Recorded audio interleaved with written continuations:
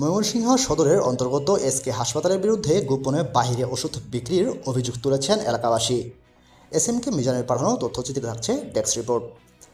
সরেজমিনে সিসিটিভি ফুটেজের মাধ্যমে দেখা যায় হাসপাতাল থেকে ব্যাগের মাধ্যমে ওষুধ বাইরে ফার্মেসিতে বিক্রি করা হচ্ছে। এটি সিসিটিভির স্পষ্ট ফুটেজে দেখা যাচ্ছে। এ বিষয়ে হাসপাতাল কর্তৃপক্ষ জানায় ঘটনাটি সত্য, তবে এগুলো হাসপাতালের কোনো ওষুধ নয়, বিভিন্ন কোম্পানি থেকে এজেন্টের দেয়া স্যাম্পল। এগুলো রোগীদের কোনো কাজে লাগে না বিধায় বিক্রি করা হয়ে থাকে। এলাকাবাসী জানায় বিষয়টি সঠিক তদন্তের মাধ্যমে ব্যবস্থা নেওয়া জরুরি।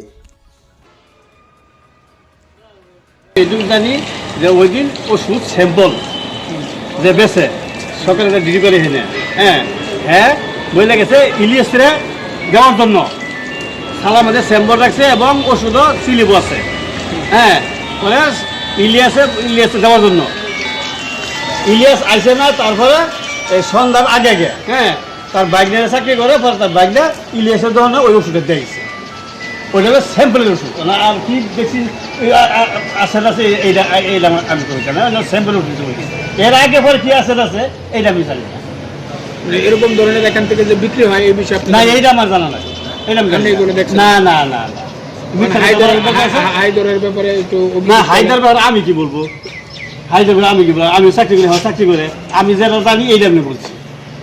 হায়দার এর আগে পরে কি আছে না আছে, কি হয়েছে না হয়েছে, হায়দার এইগুলি আমি জানি। ঠিক আছে।